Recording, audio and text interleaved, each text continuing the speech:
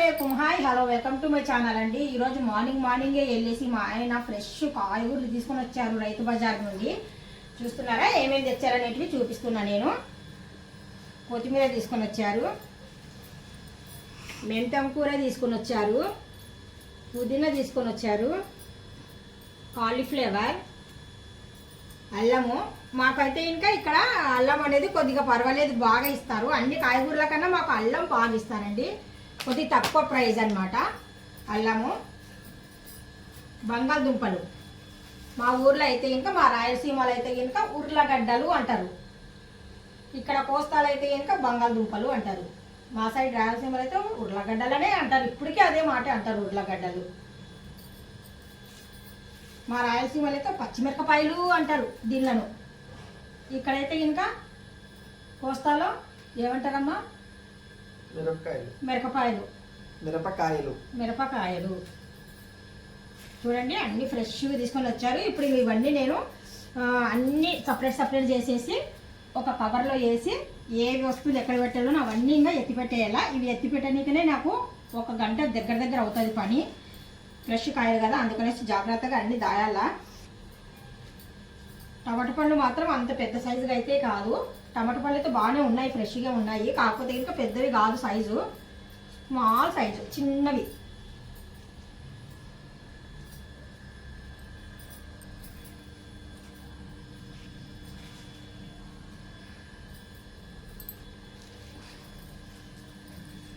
దీనిలోనైతే ఇక్కడ ఉల్లిపాయలు అంటారు, మా ఊర్లో అయితే ఉల్లిగడ్డ. ఉల్లిగడ్డ చూ నేను కీర్తివి నిజ ఉల్లిగడ్డ. మా రాయలసీమలో అయితే ఉల్లిగడ్డ, ఇక్కడైతే ఉల్లిపాయలు. లాంగ్వేజ్ కొద్ది మారిపోతుంది అనమాట. అందుకనేసి మీరు కొంతమంది అంటున్నారు తెలుగు పర్వాలేదండి, మీరు బాగా మాట్లాడుతున్నారని చెప్తున్నారు. కొంతమంది మాత్రం తెలుగు కొద్దిగా ఇలాగన్నారు అలాగన్నారు అంటున్నారు. అంటే మరి ఏ ఊర్లో ఉంటే ఆ లాంగ్వేజ్ డిఫరెంట్. ఇప్పుడు రాయలసీమలో అంటే కనుక ఈ కోస్తా లాంగ్వేజ్ కొద్దిగా డిఫరెంట్గానే ఉంటుంది. రాయలసీమ భాష ఇక్కడ మాట్లాడితే కనుక ఇక్కడ కూడా ఏంటండి మీరు అలా మాట్లాడుతున్నారు అంటారు. అలాగా కొద్దిగా డిఫరెంట్ అనేది వస్తుంది కదా. పర్వాలేదు, తెలుగు పర్వాలేదు, బాగానే మాట్లాడతాను. ఫాస్ట్గా కుళ్ళిపోతుందండి మెంతం కూర అయితే ఇంకా ఫాస్ట్గా కుళ్ళిపోతుంది. అందుకనేసి కొద్దిగా డ్రై అయిన తర్వాత మనము ఫ్రిడ్జ్లో పెట్టుకోవాలి. చూస్తున్నారు కదా, ఇప్పుడు ఇలా కటింగ్ చేసేసి ఇదిగో ఇలా వేసేస్తున్నాను. కొద్దిగా డ్రై అవ్వాల, కొద్దిగా తేమ ఉన్నా కానీ సరే మనకు ఈ ఆకు ఫాస్ట్గా కుళ్ళిపోతుంది. మనం ఫ్రిడ్జ్లో ఎంత జాగ్రత్త పెట్టినా కానీ సరే, పెట్టి చూడండి మరి తెలుస్తుంది మీకే. ఫాస్ట్ కుళ్ళిపోయే వస్తువు ఇదే మెంతం కూర. అందుకనేసి నేను కట్టాలన్నిటివి ఇలాగ ఓపెన్ చేసేస్తున్నాను. తేమ లోపల కొద్దిగా వర్షాలు కూడా పడ్డాయి మాకు ఇటు సైడు, అందుకనేసి బాగా తేమగా ఉన్నాయి. ఇలా గిన్నెలు వేసేస్తున్నాను అనమాట. అంటే కొద్దిగా బాగా డ్రై అయిన తర్వాత అప్పుడు ఇది కడిగి కూడా పెట్టుకోకూడదు మనం. ఇది కడిగి పెట్టుకున్నా కానీ సరే ఛాన్సెస్ మనకి ఏంటుందంటే కుళ్ళిపోతాయి బాగా ఆకుకూరలు ఫాస్ట్గా. మా అబ్బాయి అయితే ఇంకా మరీ ఎగస్టల్ చేస్తున్నాడు. ఇప్పుడు మాత్రం ఇది రాగి జావా, ఎవ్రీ మార్నింగ్ రాగి జావాని ఇస్తాను పిల్లలకు. టీ, పాలు అలాంటివి ఇవ్వడం లేదు ఈ మధ్యన. చలికాలం పైనుండి వచ్చేసి హెల్దీ ఫుడ్ కదా ఇది జావా అంటే కనుక. అందరికీ అనేసి జావా చేసి పెట్టాను రెడీగా. 2-3 తాగేశారు. ఇప్పుడు ఇంకా ఇద్దరు ఆ సండే అనేసి కొద్దిగా ధీమాగా లెగిశారనమాట. పడుకొని ఇప్పుడే లెగిశారు వాళ్ళు. ఇప్పుడు వాళ్ళకి గ్లాసులో వేసి పెట్టాను. ఇప్పుడు చిన్న ఆనియన్ ముక్క తీసుకొని కొద్దిగా ప్యాన్కి అనేది అప్లై చేసి నేను కొద్దిగా దోశలు వేస్తున్నాను. పిల్లలు ఇప్పుడే లేచారు.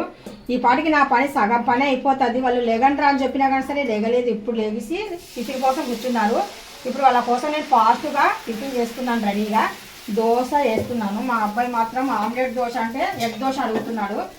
ఎగ్స్ లేవమ్మా అని అంటున్నాను అబ్బాయికి. ప్లేన్ దోశనే రెడీ చేస్తున్నాను.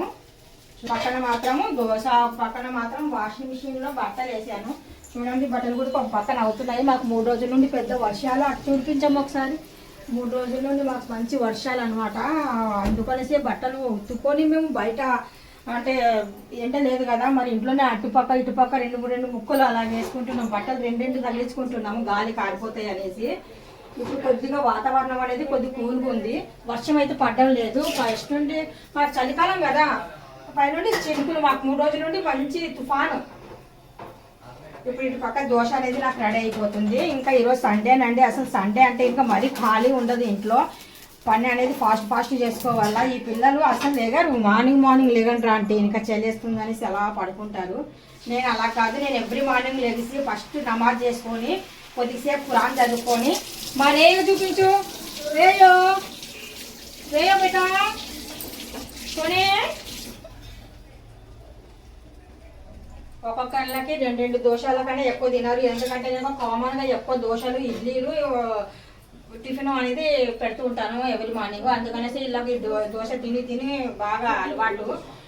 అందుకనేసి అలవాటు అంటే రోజు తినే టిఫినే కదా అన్నట్టుగా 2 కన్నా ఎక్కువ తినరు. అందుకనేసి ఒకళ్ళు మాత్రం టిఫిన్ రెడీ అయిపోయింది. పెద్ద అబ్బాయి తింటున్నాడు. ఈ 2వ అబ్బాయికి రెడీ చేస్తున్నాను. పాప మాత్రం ఇప్పుడు వెళ్తుంది వాష్ చేయనీక బ్రష్. పెద్ద అబ్బాయికి మాత్రము రాగి జావ ఇస్తున్నాను ఇప్పుడు. వీడి గురిక కావాలంటే వీడి గురిక టిఫిన్ చేస్తాడంట అండి. మా రేయో बेटा रेयो हमें टिफिन तैयार करेंगे, हमें चीले डालेंगे बेटा, हम चीले डालेंगे, हम चीले. యూకి కా చల్లగా యూకి బాగా చల్లగా. అంటే ఇంకా మా ఇంట్లో 2 పిల్లులు ఉన్నాయండి పాపము. ఇదైతే ఇంకా చాలా బుజ్జిగా చిన్నగా ఉన్నప్పుడు మా ఇంటికి వచ్చింది.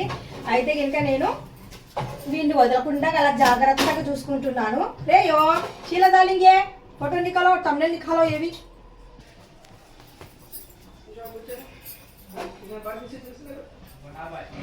అంటే పిల్లిని ఎత్తుకొని మళ్ళీ చేయి కడుక్కోలేదని అనకండి. ఎందుకంటే వెనుక పిల్లలకి ఇంజక్షన్లు అవి ఇవి వేస్తున్నాను, శుభ్రంగా చేయిస్తున్నాను. మనలాగానే ఇంట్లో ఉంటాయి అవి, బయటకు అయితే ఎక్కడికి వెళ్ళవు. ఇంజక్షన్లు మాత్రం నేను సంవత్సరానికి ఒకసారి వైరస్ ఇంజక్షన్లు కంపల్సరీ వేయిస్తున్నాను, ట్యాబ్లెట్లు ఇస్తుంటాను అనమాట. అందుకనేసి మాకు భయం అయితే ఏమీ లేదు.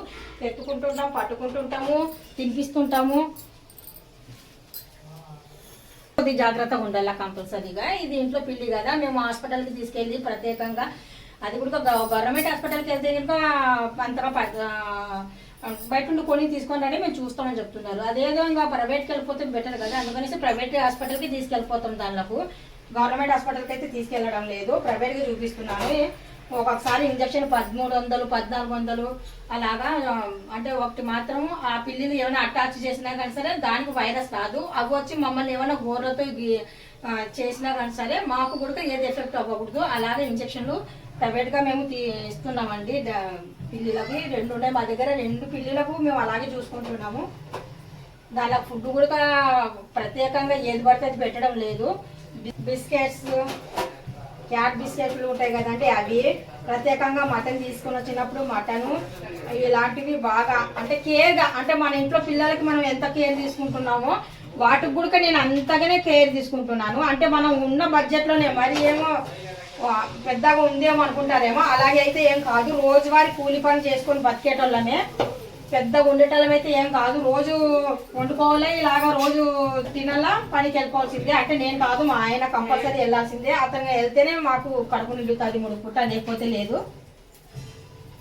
బైట్ అది మా పెద్దది అండి, అది యూకి అండి. ఇది మాత్రం ఏదో చిన్నది, ఇదిగో చిన్నది. పక్క ఒకసారి చూపించు. పగలే పగలే ఉఠాలేనా తు జల్దీ. రోజు చీले लेकर आते सो, गंजी लेकर आते सो.